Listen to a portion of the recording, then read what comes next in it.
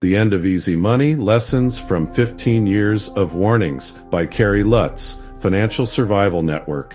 For 15 years, I've dedicated my life to educating you about the monetary system, how it works, why it's broken, and where it was always going to end up. Much of that time, I was pushing a boulder up a mountain. Nobody wanted to believe the inevitability of a collapsing fiat system. Not the economists, not the politicians, not even most investors. Heck, I didn't want to believe it either, but reality doesn't ask for our permission. It just arrives, and here we are. This is the moment I spent a decade and a half warning about when faith in printed promises collides with mathematical truth, when you can't paper over insolvency anymore, when even the experts quietly admit that the system we built to run forever has reached its natural limit. You still have options, but they're running out fast. The warning nobody wanted to hear. When I started talking about alternative investments, hard money, and the dangers of fiat currency, people looked at me like I was describing an alien invasion. "Come on, Kerry," they'd say. "The Fed has it under control." They said the same thing before 2008 and after 2008 and again in 2020. But every cycle followed the same script. Crisis, bailout, denial, repeat. The can kept rolling down the road until the road started crumbling beneath it. For years, people treated warnings about debt and inflation like background noise. The markets were good, the dollar was strong, the screens were green. Nobody wanted to hear that the entire system was a house of cards. So, not when the illusion still paid dividends. But systems fail gradually, then suddenly. And the suddenly part has arrived. The Great Denial Era. The denial wasn't accidental. It was engineered.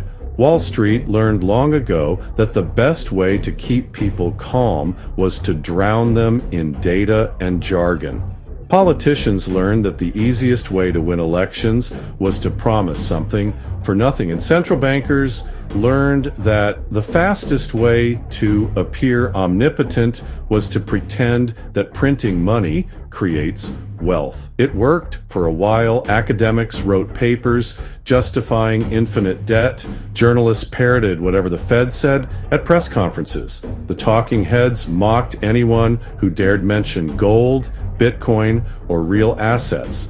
Meanwhile, the average person quietly fell behind. Wages stagnated, savings evaporated, real estate and stock prices inflated far beyond fundamentals. It wasn't prosperity, it was leverage disguised as growth.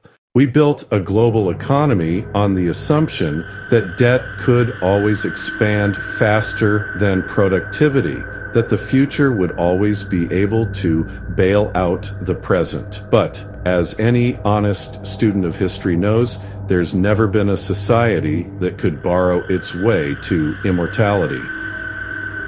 The math that never lies.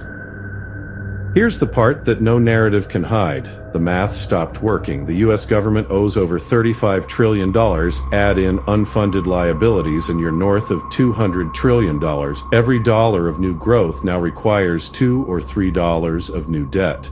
That's not stimulus, that's desperation. When the Fed raises rates, the system seizes. When it lowers them, inflation explodes. There's no Goldilocks zone left.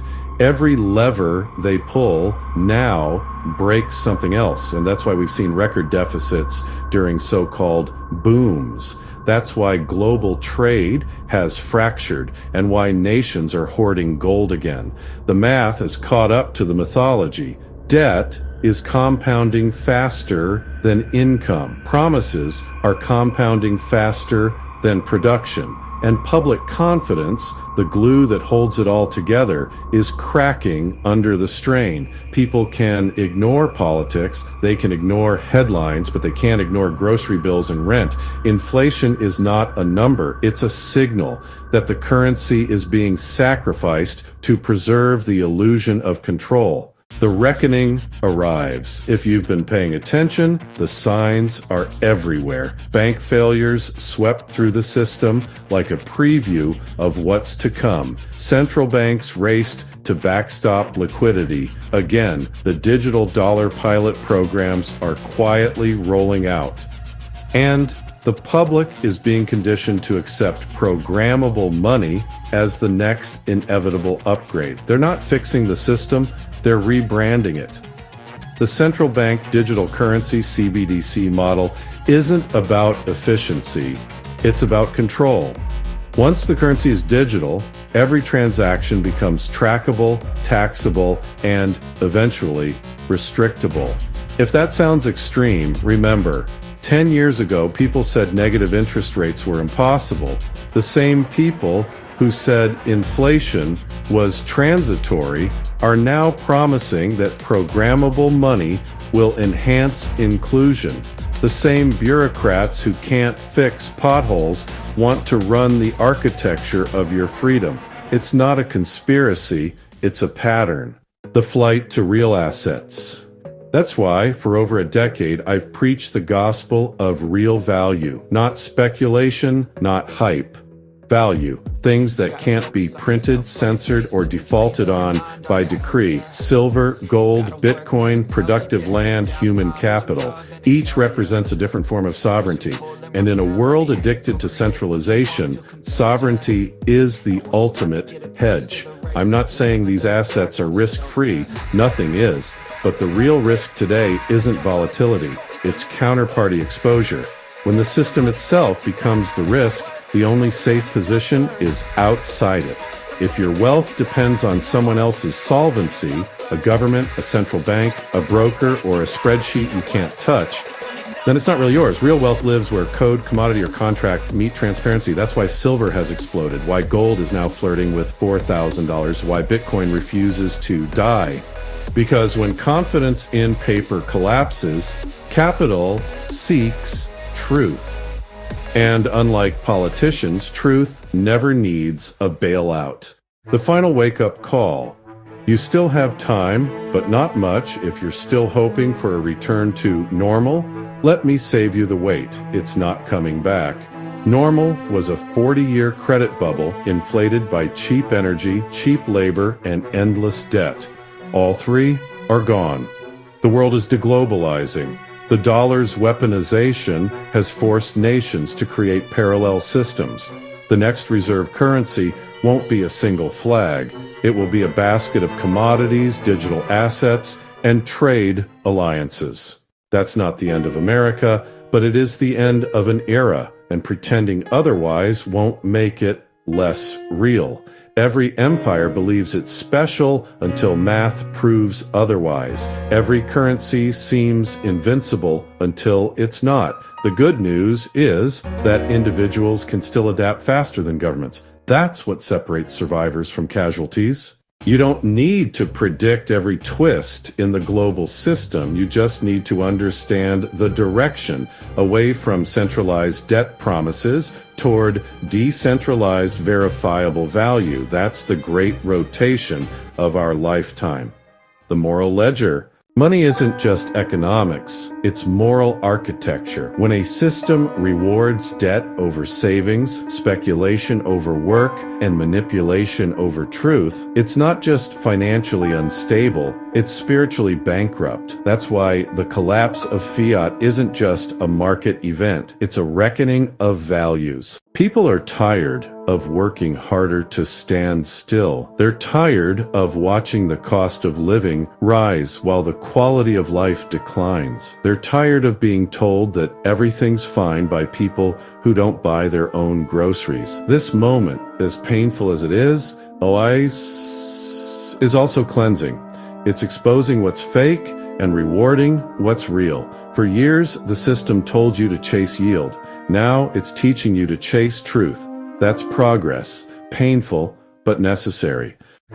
The choice before you. If you've read this far, you already know the truth. You can't reform what was designed to fail. The dollar isn't broken because of politics. It's broken because it was never meant to survive this long without restraint.